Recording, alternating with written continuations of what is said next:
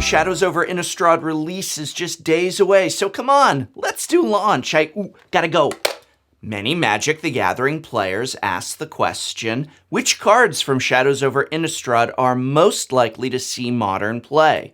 With the recent bannings and unbannings, Modern is a format in flux. Will we see major meta changes or just subtle ones? That is still to be determined, but presented here are the top 5 cards from Shadows over Innistrad that are most likely to see Modern play, be it in existing decks or new and likely to emerge archetypes. Now, normally when I do these sort of videos, I like to give an honorary mention at the start, a kind of shout out to a cool card that isn't quite going to see a lot of play, but deserves a mention nonetheless. But for Shadows, I have an honorary mention that may in fact be the best in set as far as Modern, or quite frankly, most formats are concerned, so be sure to catch that card after the number 1 slot. But let's start at the bottom and work our way up. Coming in at number 5 is none other than the Batty Baneslayer herself, Avacyn. Avacyn was a card I hotly debated. She almost didn't make this list, but I do feel it is reasonable to see her not only fitting into a lot of Modern decks, but possibly also inspiring a few new brews. I'm not too sure that Kiki Cord has a home for her, though not impossible. I do feel that the fact you can't flicker her is a negative, but as far as Jeskai builds are concerned, hey, that's the way to go. The most obvious being a Jeskai Geist control or similar builds.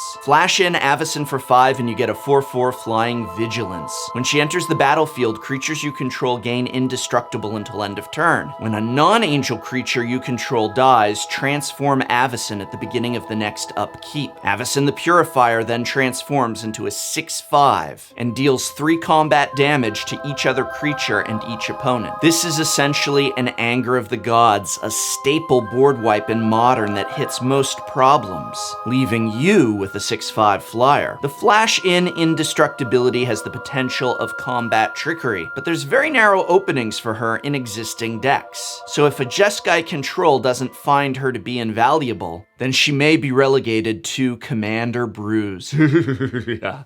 Now, number 4 is something very, very special to me, a card near and dear to my own heart, because it's our very own preview card, Prized Amalgam. Hey, we finally got a good preview card! We finally got a good preview card! I do believe that the proper term the kids are currently using for this is woot? Prized Amalgam is indeed a mouthful of text, and many people have suggested this is a case of complicated wording on a card, but nonetheless, the effects clearly put this in the ever-growing Modern zombie loam territory. But will it be enough to push zombies into solid tier 1 status? Maybe not on its own, but zombies seldom shamble alone. Tied here for number 4, that's right, we have a tie, is Prized Amalgam's little buddy, the Relentless Dead. Low-cost casting for recursion is just what the Witch Doctor ordered. What's great about this card is that it might even help out decks such as Modern Pox, or just be the missing piece to that ever-dreamed-upon zombie tribal. Alright, but let's move on to other unseen horrors. As powerful as it is, I find myself forgetting the name of our number 3 card for Modern. It's blue, it costs 2, it transforms. What is that card called? You know the one I mean, it's the thing in the ice.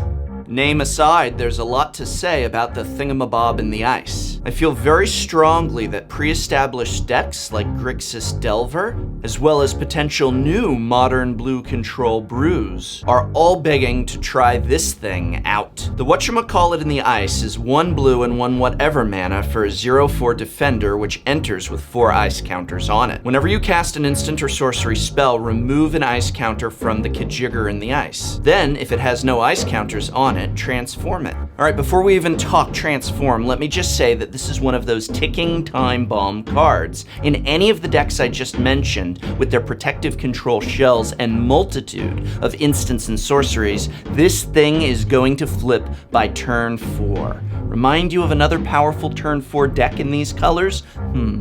When this thing transforms into Awoken Horror, return all non-horror creatures to their owner's hands. And let's be honest, there are likely not going to be any other horror creatures in play. So 99 times out of 100, this will just clear the board. Since it was cast a few turns ago, it doesn't have Summoning Sickness and can swing for 7. And just to add a little frosting to this Kraken cake, the card is not legendary, so you can have multiple in play under your control, and no, it won't bounce its brethren on the board. A lot of people are going to disagree with me on number 2, but just hear me out. I am so hyped about it, even though people are turned off by some of the drawbacks, but it's Anguished Unmaking.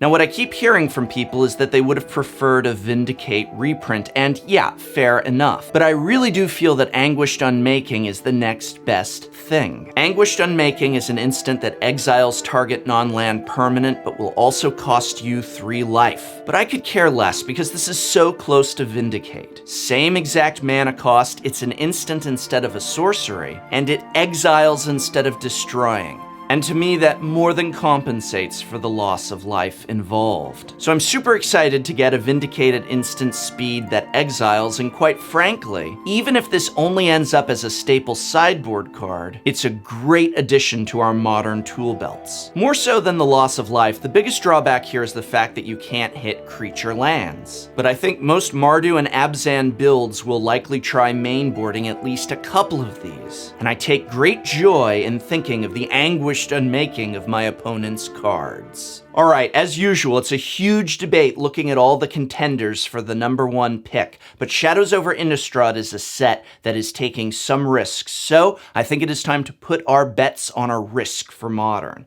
This card may have 0 impact, but if it does have impact, if it does work in Modern, it's going to be big. And that card is Traverse the Ulvenwald. Obviously, the biggest thing potentially keeping Traverse back is enabling it. Traverse is 1 green, that's it, just 1 green for a sorcery that allows you to search your library for a basic land card, reveal it, and put it in your hand. Nothing too big to see here, but if Delirium is online, it searches instead for a creature to put into your hand.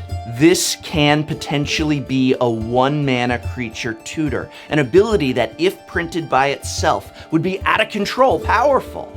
I don't think Delirium is that hard to enable in Modern, especially when cards like Tarmogoyf have worked consistently off of similar graveyard conditions since the format's very inception. I think Traverse is going to find that its best friend is Courser of Kruphix. But whether this ends up in an old standard such as Modern Elves, or some new combo brew, Traverse is my number 1 pick for Modern relevant cards from Shadows over Innistrad. Now, before you go, as promised, we have a special award. This is a kind of grand prize honorary mention, the new Best in Set Award. This card got perfect marks in all categories. And so, without further ado, the Best in Set winner is the Git Frog Monster.